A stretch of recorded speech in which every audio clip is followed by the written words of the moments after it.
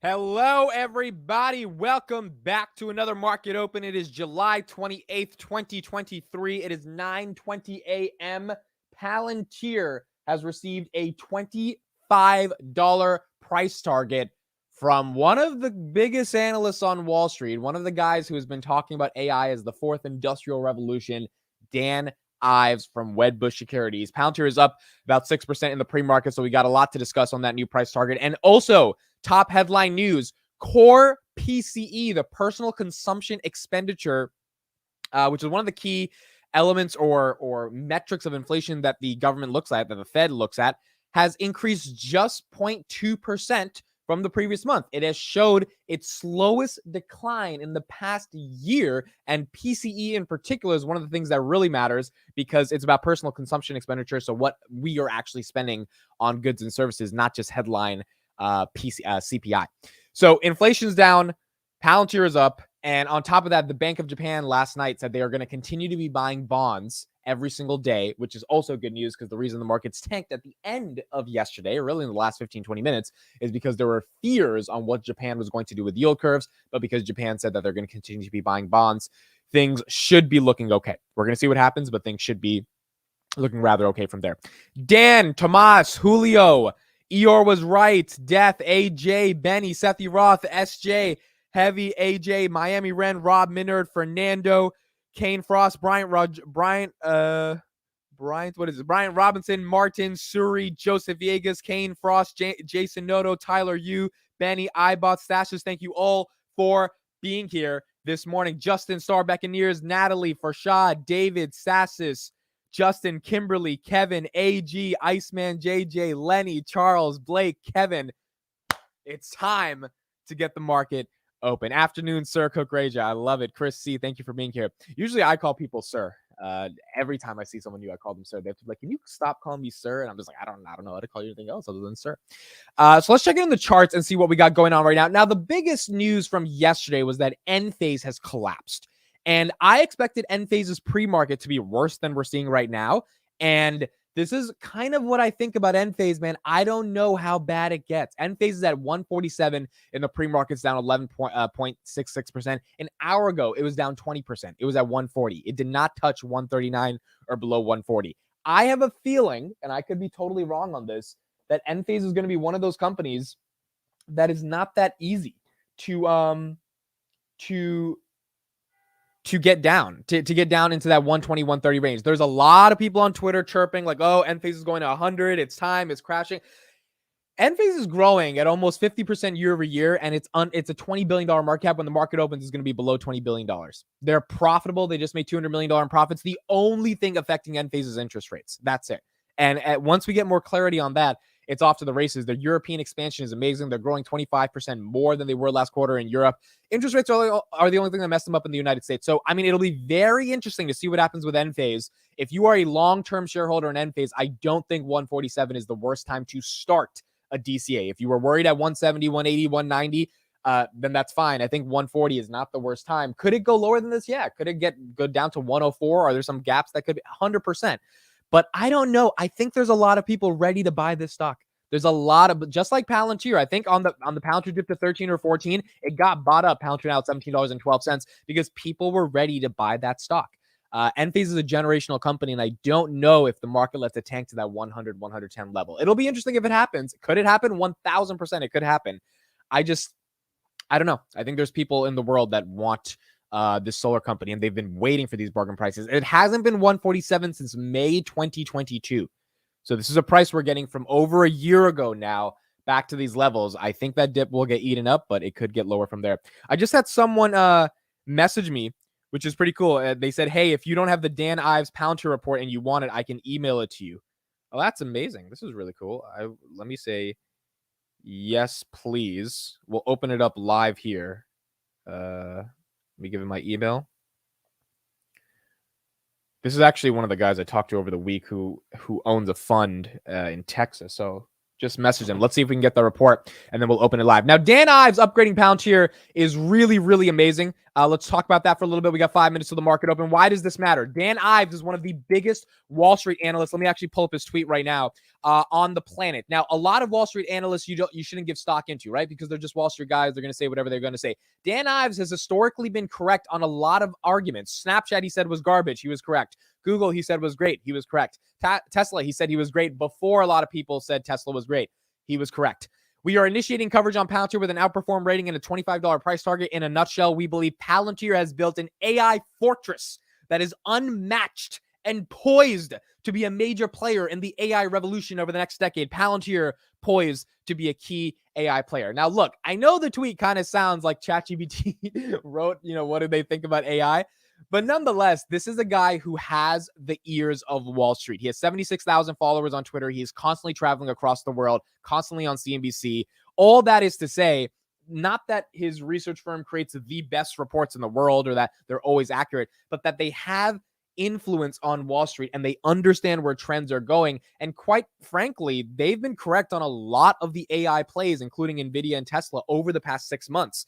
And their firm has made a lot of money, which means when they recommend Palantir to their Wedbush clients, they're going to want more exposure to Palantir because they've been right so far. And so there might be something that they're seeing in Palantir that's important. I just got an email in real time by someone who is emailing me the Dan Ives report. Let me open it up right now. Yeah, here we go. Wedbush, Dan Ives report. How long is this? Oh, wow. This is a really long report. Oh, wow. This is a long report. Okay, cool. So I'll show you a highlight of it real quick. I'll probably make a video going a little bit more deeper on it. But this is what we got right here. Here it is. The Messi of AI on the golden track to success. Initiate outperform with $25 price target. Wow. Wow. So this is what a Wedbush report looks like. This is deep. This is a lot of stuff. Palantir secret sauce. Oh, man. This is, and again, their analysts have been probably working on this for a while to try to figure this out.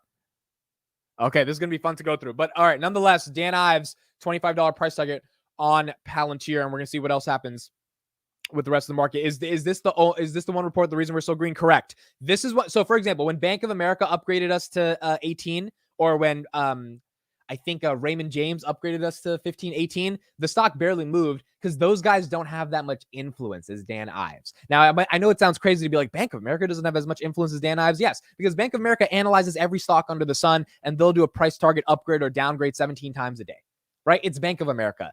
The actual like independent research firms like Dan Ives that aren't as big as the mainstream banks, but are still big enough to be on CNBC, those guys have influence, because those guys are seen as thought leaders, and you want to be seen as a thought leader in this space. And honestly, that reputation can be destroyed if you make really bad picks. If you say, by the way, I think Dan Ives is also pretty objective. He downgraded Tesla to 175 back when the Twitter nonsense was going on, and he was right. I mean, Tesla dropped to 100. So he was totally right to downgrade them at that time. Obviously, long-term Tesla's fine, but short-term in that month or two, it was 1000% the right decision to downgrade them because the whole Twitter thing was a strain on Tesla stock. So they've been correct on their upgrades and downgrades, and they have gained the trust of a decent amount of Wall Street analysts and just Wall Street investors that look to these guys for their research.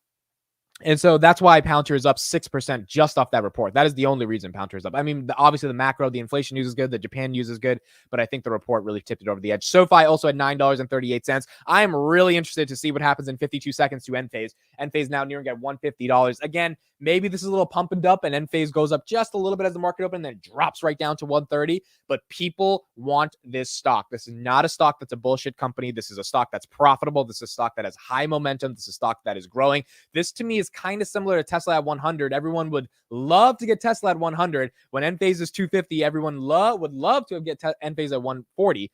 But actually buying that dip is not easy to do, or at least starting a DCA is not easy to do at that moment.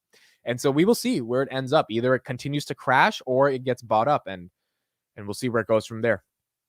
The bear case is the Enphase is going to be sideways for the next year because of the interest rates. The bull case is that is the price that people want to buy, which will actually increase the price to go higher. So it'll be very interesting to kind of see what happens. All right, here we go. It is 9:30 a.m. July 28th, 2023. The stock market is now open.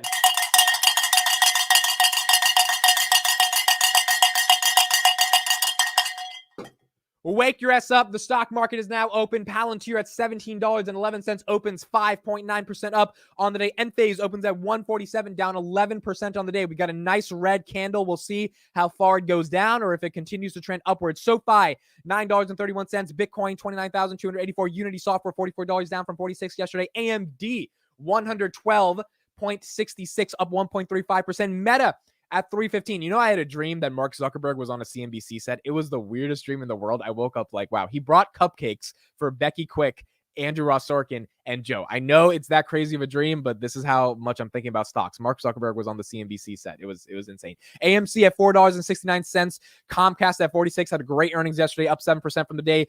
TDoc, $28, also had a really good earnings. Roku had pretty decent earnings. They beat revenue by like 50 or 70 million bucks. They beat EPS by like 80%, something crazy like that. So Roku is up 12%, well deserved for Roku. Nvidia at 465, up 1.54%. Tesla 258, up 1.18%. Netflix at 416.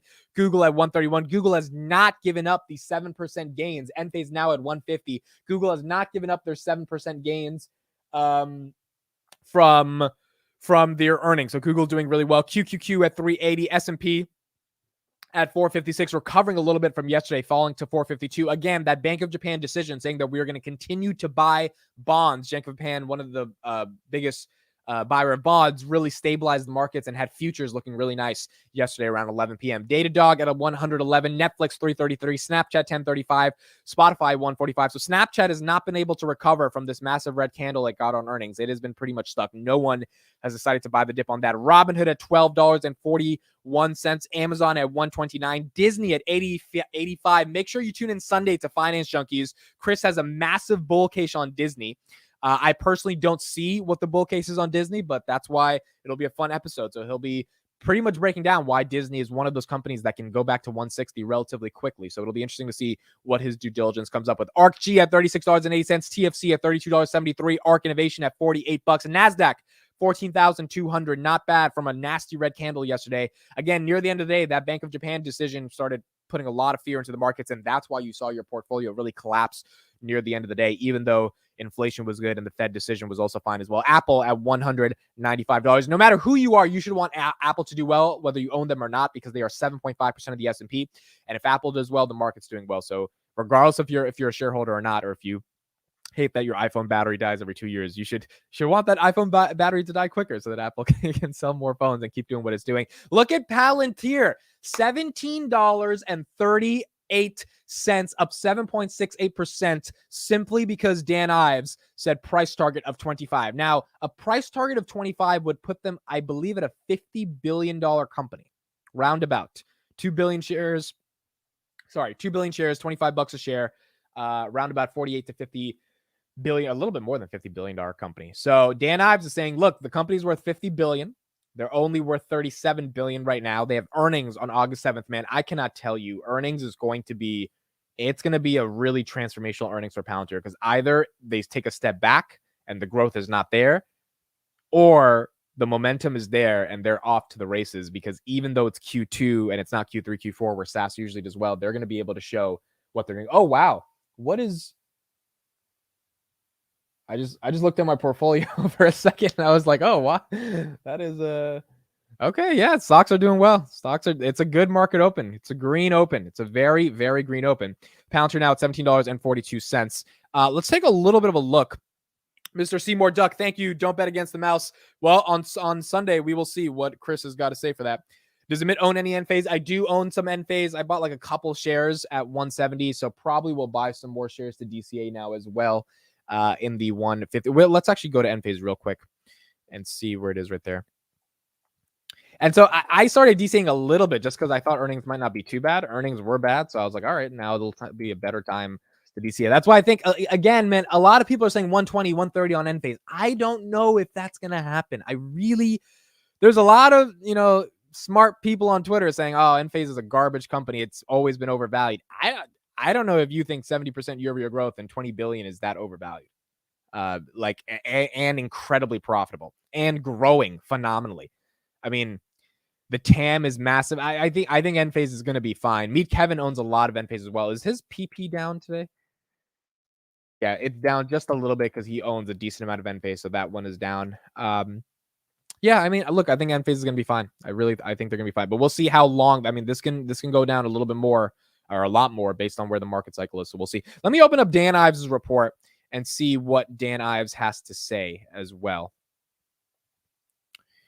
Finally started position in Enphase. I don't think it will get much lower. Yeah, Imnop, I remember you were on the call yesterday for Finance Junkies, basically saying, look, it's going to be really hard to see this getting super, super lower. I'm not an owner of Enovix. Nope, I don't own Enovix. If it gets under 50, I'm using Crossroads price target on that. If it gets under 15, I'll buy that again. But I just never got into Enovix. Enovix is one that, I don't think my portfolio is that speculative. Obviously, Palantir is the biggest one, but I can't handle that much more speculation. That's why I don't have Bitcoin either, because I need to still be able to sleep at night. So some of the speculative stuff. Also, SoFi is pretty speculative. So those two are big parts of the portfolio. Okay, so let's read a little bit of his report. This is an exclusive report that I got because I have people in the world that sent me this report. So, by the way, if you want this full report, DM me on Twitter at @AmitIsInvesting. I'll just email it to a bunch of people. So if you want this report, DM on Twitter. I don't know how much this report costs, but I just got it for free. If you want it, DM on Twitter. Twitter's in the description. And I'll send an email in like a couple hours to like a bunch of people that DM me and all of you guys. Just put your email in the DM. And I'll send it to everybody. The secret sauce of Palantir, focusing on human-driven analysis by leveraging AI, Palantir builds intelligent platforms for data management and security that enables users to address intricate questions without the need for statistical or computational enterprise. As we begin the fourth industrial revolution, Palantir is engaging in the widespread trend of various industries leveraging recent generative AI innovations to streamline operations and improve expense profiles. Given the company's extensive experience handling customer data, Palantir's transition to a pure-play AI name will leverage its existing expertise to drive advancements and deliver AI solutions powered by high-quality data. By capitalizing on its data-driven foundation, the company can harness the power of emerging LLMs to enhance platform capabilities. We believe Palantir will capitalize on the expansion of new cases over the next 6 to 12 months, given its large partner ecosystem and extensive product capabilities. So they see a lot of expansion for Palantir. They have a bunch of notes on government, why government is going to be super important. Palantir's secret sauce. So their secret sauce, they're talking primarily around they have a differentiated approach to data management while data branching to control which businesses' data points the LLM has access to while enabling strict data security and compliance. All the stuff we already know at the end of the day. But definitely super, super important. All right, guys, you're sending, you guys are sending me a message for the report. Send your email. Don't just say, hello, I want the report. Send the email so that I don't have to follow up and be like, hey, what's your email? So send your email in the message so I can send you the report. Okay, so they're talking about Foundry. They're talking about the ontology there. That's why I asked our little bear cave boy, hey, you know what an ontology is? He says, no, I graduated from Stanford. I don't need to know what an ontology is. What's an ontology? I've never heard of an ontology. That's why I asked about an ontology, mother effer. Samuel Jackson up in this. I want to say it with the Samuel Jackson voice. That's why I asked, my guy. This portfolio of Foundry's capabilities provides a comprehensive solution for data analytics, collaboration, and operations across multiple verticals. So it seems like they're looking at some of the core infrastructure for AI over LLMs that is going to be one of the defining key points for Palantir. Interesting. Let's hear a little bit about competition. While Palantir lacks direct competition on a government level, the company is competing with organizations on the enterprise side, such as Salesforce, while incorporating AI models into Tableau, C3 AI's enterprise platform. However, Tableau specializes in visualization and connecting to very smaller databases for users to see and understand enterprise, while Foundry focuses on larger and more complex data sets, removing the barriers between back-end management and front-end data analysis for organizations. Although C3 AI is seen as a major competitor to Palantir, C3 targets smaller deal sizes for customers due to its consumption-based pricing model. This is 1000% correct because I talked to a large C3 shareholder. That's exactly what they said. While Palantir provides opportunities for small to large customers due to Carp's mission to take the whole market with both SaaS and consumption-based sales models, giving flexibility to contract companies of various sizes across industries. It's really interesting how they quote take the whole market. I'm a YouTuber talking about, oh, Carp says take the whole market. This is a guy getting paid millions of dollars by clients to invest his money into stocks that he thinks are good, also quoting the CEO saying the exact same thing. which means this is the beauty of democratized investing. All of us are saying the same thing. Karp says one thing, and it's not like the YouTuber or the retail investor is reading too much into it. The institutional investor is reading into the exact same quotes, because those quotes ultimately are what determine if you're going to be able to make the investment. So it makes a lot of sense of what's going on. Yes, exactly. There are some people who don't know what ontology is that are troglodytes. If you don't know what an ontology is or don't think ontology matters, you're a troglodyte. All right, here we go. What is the moat? What differentiates Palantir from competitors? In a demand environment that looks to evaluate the legal, ethical, and trustworthy effects of AI deployment, Palantir's existing relationship with secure organizations, among others, validate Palantir's excellence in security and compliance, demonstrating the company's ability to provide trusted solutions in sensitive environments. Okay, so one of the moats is just like security and compliance. Palantir offers industry-leading guardrails built upon data branching technology to restrict what actions AI models can take, preventing unauthorized access or misuse of confidential data. AIP automatically captures a holistic footprint of inputs, outputs, and actions made by AI models, allowing for further transparency and trust. So transparency, this is another thing Bank of America said that was really important. Within the evolving landscape of malicious software and cyber threats, customers can implement guardrails for larger scale models while monitoring control agents, prompts, outputs, explanations, recommendations, and more using a human-in-the-loop feature that allows organizations to incorporate an interface for human input into automated process, ensuring ethical consideration. So all of that ethical privacy data stuff that Karp was talking about, that actually matters at the end of the day. And it seems like that has led to a massive moat for what Wall Street is saying is important. As players bring new generative AI cases to the market, Palantir's moat is built upon these guardrails with the ability to provide reliable, secure AI-powered solutions, enabling Palantir to expand its customer reach across industries while maintaining a competitive edge over rivals. Not bad. That's a pretty good argument. I mean, look, we've been saying that for a while, and now we just have to see the customer growth to be able to get there. So again, if you want the report, DM on Twitter at @AmitIsInvesting, and I will message you the report, and I will send an email. So just send me the email itself in the email, and I'll be able to get it for you. So Philip Rizzo just sent me $25 for a price target in Bitcoin. Thank you, Philip Rizzo. I got your $25. He sent me a cash up of 0.000853959 Bitcoin, which equates to $24.98 for the Palantir $25 price target. I love it. Thank you. I will go. My haircuts cost $25, so I'll go get a haircut, and I'll say that Philip got me a haircut. Okay, let's go to some of the mainstream. Let's see what the analysts are talking about. Again, if you're new here, Palantir, $25 price target. Let me go to the charts real quick, then we'll check out some of the mainstream. Core PCE inflation, personal consumption expenditure just rose 0.2% month over month, so that is down, which is very important. Palantir now up 5%. And on top of that, Bank of Japan is continuing to buy bonds, which is why the macro is getting a little bit better. Look at Enphase, 150. Down 10% after earnings is not the biggest decline, man. There have been worse earnings for other companies. Down 10% is not that bad. So we got Enphase that's down to 150. It'll be very interesting to kind of see how this one gets bought up or if it continues to go down. It's only the first day. I know there's a 3-day rule. We might have to wait a couple of other days to see how bad it gets. But the dip from 140 to 150 got bought up pretty quickly. So we'll see where it goes from there. Where's SoFi? SoFi has earnings on Monday, and yesterday it was selling off. Today it's coming back up a little bit. I'm actually happy SoFi is not near $10 before earnings, because if it was, I think we would be a little bit more disappointed in the results. So I'm happy we're declining near earnings, and I think earnings is going to be a massive triple beat, and then the stock's going to do really well on earnings. Hopefully the market doesn't sell it off or sell the news or anything like that, but it'll be interesting to kind of see where it goes. On the weekly tonight on SoFi, we'll be discussing our earnings predictions. So we'll be talking about that tonight at 10 p.m. Eastern Standard Time. Palantir now at $17.20, up 6% in the market. Enphase dip getting bought up. Yep. Hold that. Philip's going to make you rich. All right. Yes, that's my Bitcoin. I'm holding Bitcoin now. So I'll be keep the Bitcoin. All right. I'm holding the Bitcoin. I'm not going to be selling it. Honestly, I don't even know how to sell it from Cash App because it's kind of complicated. So there we go. Bitcoin will be held forever. Bitcoin will be held forever. So now when Bitcoin moons, no one can be like, oh, man, you don't have any Bitcoin. Well, I got $25 of Bitcoin, and it's because of you guys. All right, let's take a look at what some of the mainstream dudes are talking about today. What is kind of the core things. I was watching a couple of these in the morning, trying to get a better understanding of Intel. That's another one I forgot. Sorry, Intel had an amazing earnings as well. Let's get some inflation updates. But actually, before we do this one, I want to do another one. Intel's numbers actually showcase that things are going to be really interesting for the chip market, because they've not only been able to develop some of their own chips, but they've been able to sell in areas where you didn't think they were to sell if you go through the nitty gritty of the report. So Intel is up 6% today, now at $35 as well. It's been a very busy week. I mean, this has been something.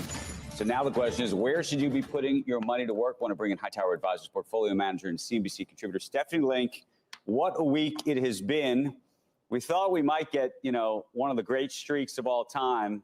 We lost it yesterday afternoon, but on a relative basis, it's still quite remarkable. The question is, has the train gone too far or still hasn't even left the station? I don't think so, Andrew. I mean, I think that the economic data that has been coming in is certainly supportive of a soft landing, at least for now, right? And we talk all the time about the consumer. The consumer has been resilient because jobs have been so strong. Wages are up. You're seeing autos recover. They're up 16% year over year. Housing is back to highs that we saw last year. Services is strong. I think PMIs, by the way, have also bottomed. So it's a soft landing. And we saw that in the GDP number yesterday at 2.4%. And that's translating into decent earnings. Earnings so far, 44% of the companies have reported, 80% are beating. And they're growing earnings overall about 3%. That's much better than what people were thinking. People thought we were going to be down 5 to 10%. So we have a long way to go, but so far so good. She's right. Earnings have been amazing. Look at that. Q2 earnings and revenue scorecard. Earnings performance down 6.8% a year ago. Revenue performance down 0.6% a year ago. But we thought it would be a lot worse than that. And that's why the market is doing pretty nicely. Good. What are you buying right now? And by the way, just at the same time, I should ask, what are you selling? Is there anything that you think's actually gone on a nice little run and you want to take some profits? Well, I've been trimming some of the semiconductor companies. I like Broadcom very much, but it's up 60% year to date. I'm holding pat with Lam Research. That quarter was really amazing yesterday. And I think you're just at the cusp of the semi-cap equipment cycle really starting to rebound, but it's up also quite a bit. So I'll have my eye on those. But for the most part, I want to let my winners run in terms of what I'm buying. Well, I call earnings season silly season because sometimes the reactions are just absurd. So last week, Schlumberger reported in the stock, and they beat earnings, they beat EBITDA, margins sequentially grew in all four divisions. International grew 21% year over year. In the first half of the year, international grew 25%. Why that's important, it's 70% of their business. So it fell on the news, which I thought was silly. So I bought more of that. Same thing with American Express. I mean, I thought that the big thing she's saying is let your winners ride. And if you own Palantir, congratulations today, because this is one of the reasons you got to let your winners ride. Let's look at some of the responses underneath the Dan Ives tweet. So we got Enrique saying, "Damn it, Dan, keep it on the low, please." Mainstream media is getting a little bit of a little bit more knowledge from this. Great, I'm all in with Tesla, but my wife has some Palantir. Welcome to the Palantir party. Hello, Dan. Can we see the actual report? Adam, I'll message you the report. Again, I have the report. I got it because I know a guy who knows a guy who knows a guy. The report is pretty extensive. So if you want the report, DM me on Twitter. It's in the description. And I'll be able to send anyone the report who wants to see it. Let me see what's under my responses. So I quote tweeted it. This, of course, will light up my options. This guy, shout out to Rob. He had $15 and $10 leap contracts for 2024 January that he bought for pennies on the dollar a long time ago. So that's doing pretty well. I like Mariana's coverage from Bank of America Meta, but this is lovely. I like her coverage as well. It was pretty good. Wedbush also released a $4.50 price target on SoFi right before it went parabolic. They were probably trying to get some. But so yeah, it wasn't Dan Ives who did that. It was Wedbush, and I don't know if that means he represents the whole firm, but it was some random Wedbush dude who did it. Dan Ives doesn't cover fintech, so I don't really blame him for that. He's more into the AI space. And my price target for Palantir is 800. Was wondering why it was up 5%. Yeah, look, people are excited. I mean, look, Dan Ives is a big name. For him to pull it up to that level is very, very enjoying. Flurbia says, "Hey, Amit, longtime viewer. Thanks for what you do. I've enjoyed watching you and me get rewards for our conviction in Palantir." Yeah, thank you for watching. I mean, look, we were Palantir now at $17.35. And look, this could drop back down to 16 by tomorrow or by the end of the day. But the point is, you want to see a company get rewarded for Wall Street giving it the price target upgrades that it deserves. Is it temporary? Maybe.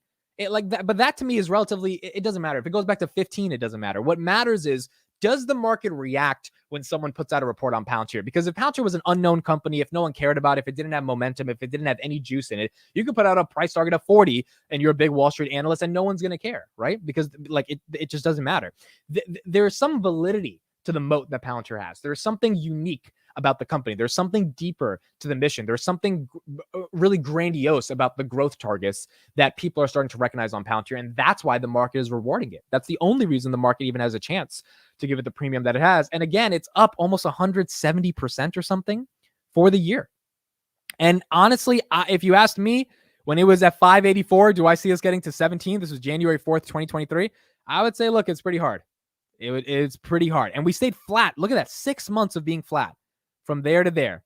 6 months of making a YouTube video every day saying, hey guys, Palantir is important, even though the stock isn't the good. I remember, bro, I would make a video. There would be some new update. I'd be like, this partnership is really important and this partnership is going to matter. And here's why this partnership is going to matter. And I'm trying to analyze it the best I can. Every comment is like, why stock no moon then? And I'm like, I don't have an answer for that one, but hopefully it happens. And then boom, there's your little from 728. There's our momentum.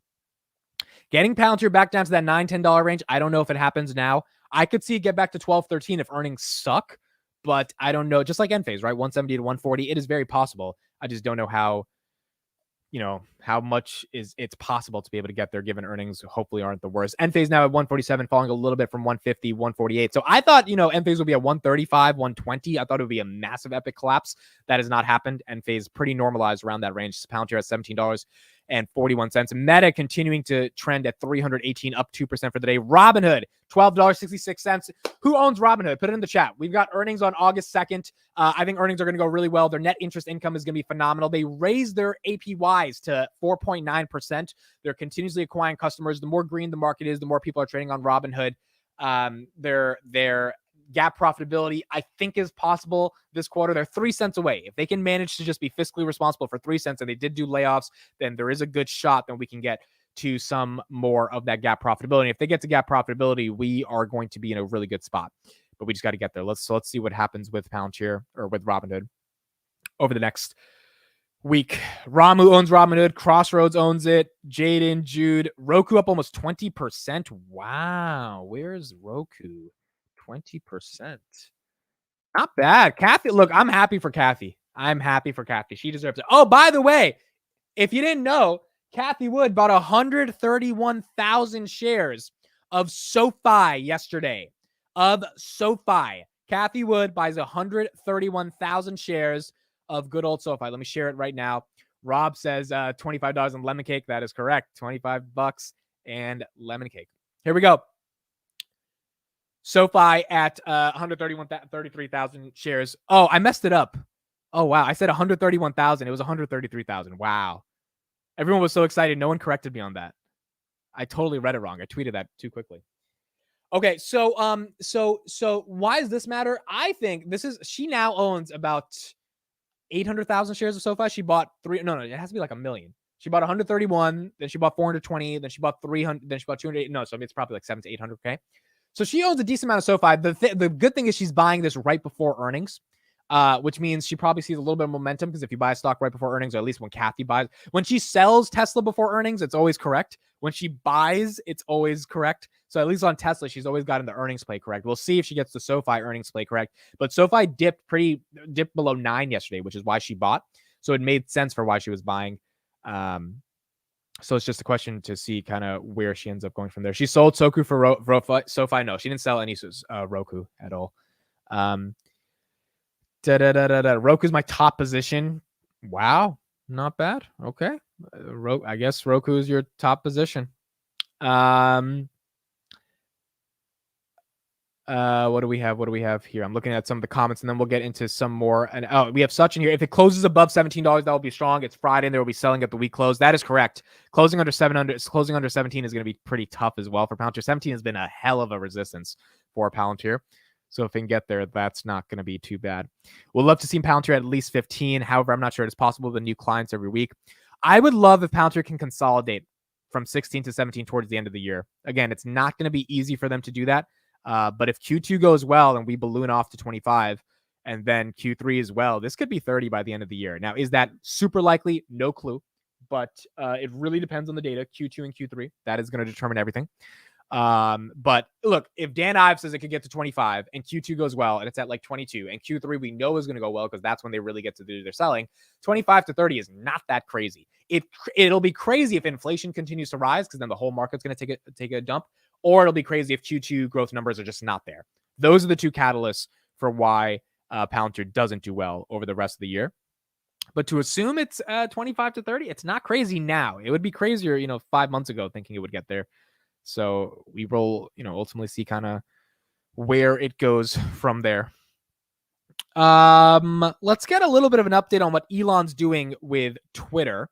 He's rebranding it to the Everything app. So let's take a little bit of a look about why he's doing that. Thank you, 700 people, for being here. Means the world to me. Hope you are enjoying the market open. We live stream every single day, 9:20 a.m. You can follow on Twitter. And if you want the new Dan Ives Palantir report, I know a guy that knows a guy that knows a guy that knows a guy that just sent it to me. Please DM me your email on Twitter, @ItIsInvesting, and I will send you the email in a couple hours with the full, I think it's like 30-page report. The Musk versus Zuck cage match is heating up. Meta posting strong revenue growth, citing a resurgent digital ad market. Meantime, Elon Musk's Twitter rebrand facing some criticism from marketing experts who estimate the move could cost $4 to $20 billion in brand value. Here to help us with that version of the cage match of sorts, Rich Greenfield, Lightshed Partners. Good morning to you. Good morning. Let's talk Twitter first, or X first, and then we're going to get into the meta piece of it since we got their earnings this week. The brand switch, does it matter to you? I mean, look, I think it's sort of strange. I mean, look, I think over time, you think about what Meta did, where they rebranded the parent company. That, I think whether or not you love that or hate it, like we still call it Facebook, right? You still call it Instagram. Consumers don't really care about the brand Meta. It doesn't mean anything to them. They may see it, but I think the reality is in this case, like, it's not like Twitter is owned by X. It's X. And I think if you think about what Elon's thinking about longer term, he's trying to make this into, he's fascinated by payments and commerce. Remember, he comes from PayPal. I mean, he definitely has visions for this to be an everything app like you would find in China. Whether you can do that in this country, look, there's no proof that people want an everything app versus 4 or 5 core apps on their phone. That's what he's going to try to prove. There's no proof points, though, that Americans want it. Piece of it. I actually think the product itself, and you and I use it relatively religiously, yes, is actually better than it's been in a very, very long time in terms of the actual feature set, the technology behind it. It seems, at least from my experience, I know it's gone down a couple of times, but I'm a fan in that regard. I think the complication for a Linda Yaccarino who's trying to sell ads, or for anybody who's trying to sell ads, is sort of the messaging that sometimes Elon brings around things that companies don't think is brand safe. There is no doubt that Elon tweets things, or I don't know. Do we still call it tweets, Andrew? I don't know what the right term is anymore. I mean, are we Xing or something? But I mean, look, the reality is Twitter has a really engaged audience. I don't think, it's very hard to replicate that audience elsewhere. I think from the standpoint of pushing out product, just the actual features. I mean, the problem with Twitter since it was conceived, and you could talk to Adam Bain or Dick Costello, right. Like you could go back to Jack Dorsey, like talk to any of the executives. One of the problems was they were sort of stuck because of all of their legacy technical debt. It was very hard to innovate. You've heard the word like molasses in terms of how fast Twitter moved to innovate. I think Elon is pushing, maybe to a fault, but he just pushes at an incredible speed. That's what he's obviously really good at. The sort of challenges you're bringing up is like, it would be great. It's always great to have a CEO that tweets. I think that's important. I think the topics that Elon tends to tweet on, though, do sort of raise sort of questions for advertisers, and I think creates extra work for Linda Yaccarino, who's trying to restore faith in the platform from an advertiser standpoint. Do you have any sense that? So let's discuss. Put it in the chat. I actually am curious of what people think on this. Do you guys think X will actually have a successful rebrand? Because what they're arguing here is that essentially Elon being Elon is what's stopping advertisers, as we see Elizabeth Warren in the back of me, from monetizing Twitter in the most effective ways. And like at the end of the day, if it's stopping advertisers from coming back to the platform, if they rebrand the platform to something new that's not solely based on ads, maybe they have a better chance of being able to gain momentum with subscriptions and things of that nature. The problem is like ads are 95% of the business. And so I think they're trying to get rid of the legacy stain that Twitter has on X. Even though the rebrand, I don't know how successful that's going to be from an advertising perspective. I think they can introduce new features and all that stuff. I don't know if they get the advertisers to come back. I personally think it's going to work. And as a result of that, I think it's going to take some time for it to work. I don't know if it's going to be the same thing as before, but I think they've got features up the wazoo that they're getting ready to roll out. The question is how easily can they get people to adopt those features in a meaningful way? But I think it'll happen. X is stupid. X didn't have those problems. No one will care who the CEO is. Elon is all people will see. Twitter was going bankrupt, and thanks to Elon, it did it by firing woke people. Twitter needed a refresh. I mean, before Elon, Twitter was $5 billion in revenue and barely profitable and hardly any innovation. So Elon's direction is right, but execution is all that matters. Yeah, I tend to agree. Look, I kind of don't know if getting rid of the Twitter brand made any sense. I mean, I like the Twitter brand, but if he has some new vision for X that's really going to be interesting, then I'm all for it. It's still going to be called tweeting at the end. It's not going to be called zeeting. Zeeting sounds like you're on crack, bro. Oh, I just zeeted today. It's like, what's going on, bro? All right, Palantir falling now at 60.93. So it got sold off. That's reasonable. 17 was very hard resistant. Palantir still at 5% on the day. Again, that $17 resistance, I think, is going to need a blowout Q2 or at least a decent Q2. $17 is massive, massive resistance. And honestly, it should be. The company's not growing as much as we want them to grow. So giving them a $17 premium, it's tough, right? It's very tough. So I don't blame the market for doing that. I think Q2 numbers is going to validate whether Palantir gets to consolidate from 15 to 20 over the next 5 months, or if we're back in the $12 to $14 range. I really think it's that black or white. The numbers will be out at 4 p.m. on August 7th. You will be on this live stream with me, hopefully. And we will see Palantir either go to $12, because it'll happen. It'll drop like a rock if the numbers aren't good, or it'll balloon to about 19-20. That it's either one or the other. I doubt it stays flat. I doubt it stays, within 16 to 15. It's going to go up or it's going to go down. And those numbers are going to determine the trajectory over the next couple months. It's what's going to happen. Because we know Palantir has the ability to stay flat for months. I mean, we've all been through it. So if these numbers aren't that good, it's going to continue to be flat. If these numbers are good, then there's a lot of momentum going into Q3. So Q2 numbers really are going to determine everything. And I don't know what to expect. I mean, I have some high expectations, but it could go bad if the customer count and revenue isn't there. So we're going to have to end up seeing, we should be expecting $550 million in revenue on the high side if they just want to achieve the $2.3 billion they put out for their price chart for their full year guidance on the high end. So if they give us $528 million, the next couple quarters, they're going to have to get closer to like $590 to $615 million. If they give us 550 to 555, the next couple quarters can be a little bit more reasonable in terms of revenue. So just to get to that 18% year over year growth. So that's why I think they've got to be sandbagging, and we're going to get a decent number, but it might not happen in Q2. It might happen in Q3. Google now at 133. So Google continuing to rise from 120 before earnings. Tesla at 262, Netflix at 420, QQQ at 382, S&P 500 also doing well today at 456 for the day. The rebrand was a mistake, and it's obvious that Musk does not have anyone around him with the courage to tell him he's making a mistake, that it's about to make a mistake. I don't think it's a mistake. I do think that the report is... sorry, not the report. I do think that the rebrand is... It's Elon's dream of always having this website called X.com. We all know it's always been his dream. So I think it's definitely his vision, but I don't think it's a mistake yet. I think it depends on, what features they put out to see if it can be a mistake. Amit, what's your haircut called? It's called the Alex Carp. Yeah.